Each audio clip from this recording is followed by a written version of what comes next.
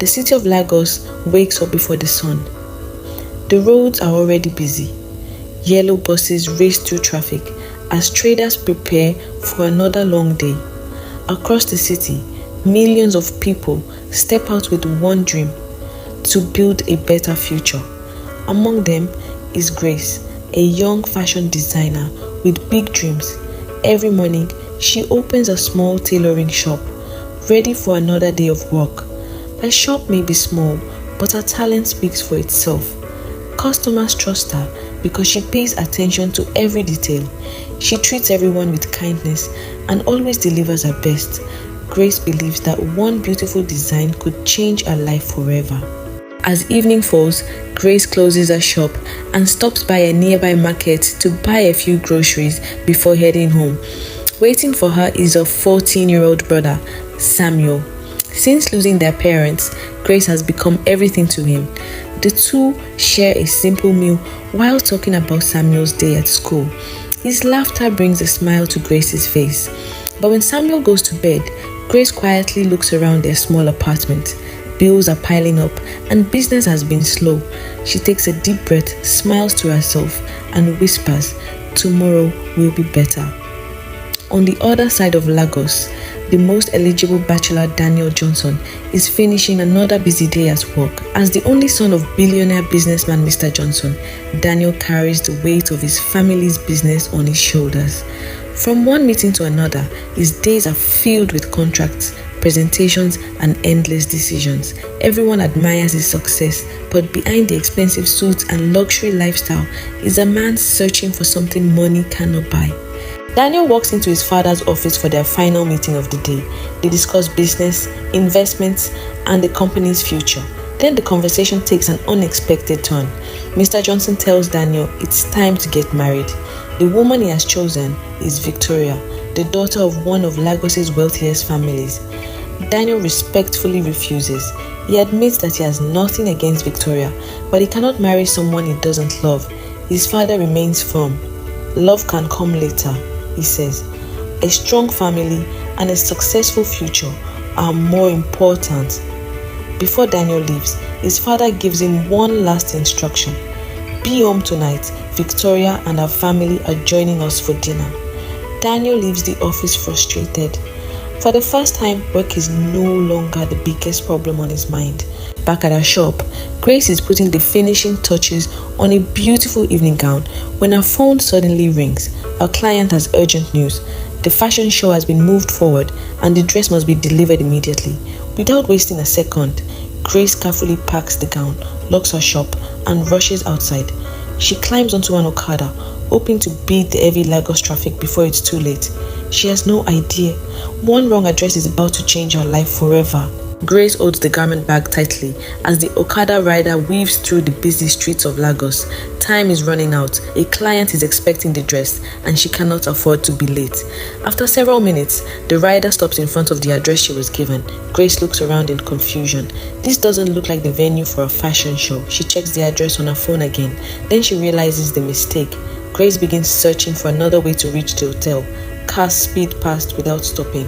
Every second feels longer than the last. Holding the garment bag close to her chest, she steps onto the road, trying to cross to the other side. Her mind is focused on only one thing: delivering the dress before the show begins. She doesn't notice the black SUV speeding toward her. The driver slams on the brakes. The tires screech across the road. People nearby stop and turn toward the sound. For a moment, everything stands still. Grace opens her eyes and realizes the SUV has stopped just inches away from her. She takes a deep breath, still trying to understand what just happened. The driver's door opens. A tall young man steps out of the SUV. It is Daniel Johnson. Instead of shouting, he walks calmly toward Grace. He looks at her and asks, "Are you alright?" Grace quickly apologizes. She explains that she was trying to deliver an important dress but came to the wrong address by mistake. She has been looking for a way to get to Eco Atlantic Hotel, but time is running out. Daniel listens quietly. He looks at the garment bag, then back at Grace. For a brief moment, he says nothing. Then he gives a small smile. "I'm heading in that direction," he says. "I'll take you there." Grace hesitates. She has never accepted a ride from a stranger before. But with the fashion show about to begin, she knows she has no other choice. She quietly thanks him and steps into the SUV.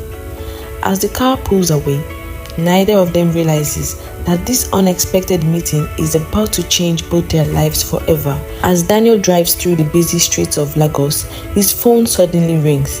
He glances at the screen. It is his father. Daniel answers the call through the car's speaker. "Daniel, where are you?" Mr. Johnson asks. "Everyone is waiting. Victoria and her family are already here." Daniel apologizes and explains that he was delayed. His father is not pleased. "I told you not to be late. We'll talk when you get home."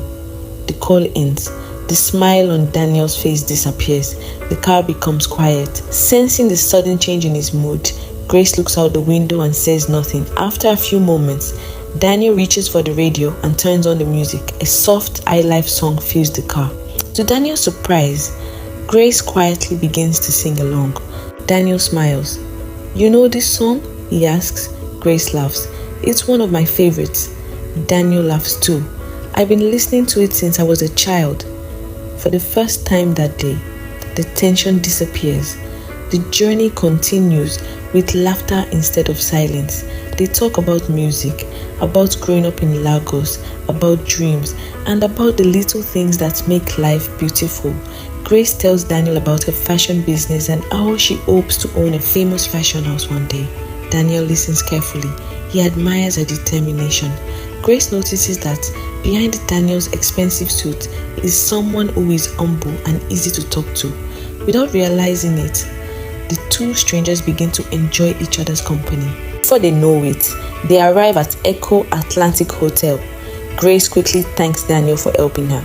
She rushes inside and delivers the evening gown just in time for the fashion show. The client smiles with relief. Grace lets out a deep breath. For the first time in many months, she feels like everything is finally going her way. Outside, Daniel watches her walk away. He doesn't even realize that he has completely forgotten about the dinner waiting for him at home. As Grace walks back toward the entrance with a smile on her face, she feels lighter than she has in a long time. For a few moments, she forgets about the unpaid bills, the sleepless nights, and every challenge life has placed before her. She simply smiles. Sometimes, one unexpected meeting is enough to remind someone that hope still exists. Night slowly settles over Lagos. After the successful delivery, Daniel offers to take Grace home. She thanks him with a smile. As they drive through the quiet streets, neither of them wants the journey to end.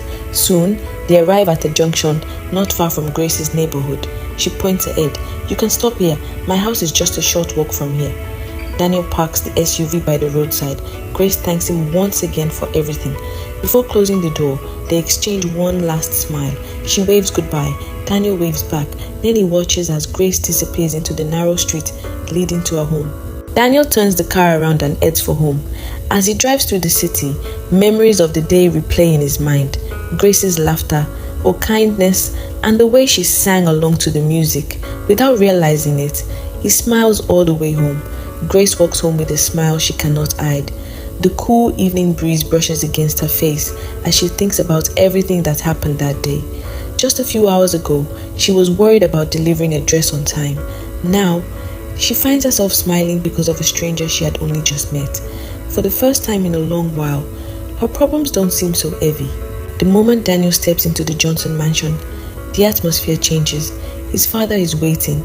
His mother sits quietly beside Victoria in the living room. No one says a word. Mr. Johnson slowly stands to his feet. His disappointment is written all over his face. "You kept this family waiting," he says. "Do you know how disrespectful that is?" Daniel apologizes, but his father is too angry to listen. The room falls silent, knowing there is nothing more to say. Daniel quietly excuses himself and walks upstairs. After a long shower, Daniel changes into comfortable clothes and lies on his bed. As he scrolls through his phone, he remembers the name on Grace's delivery receipt.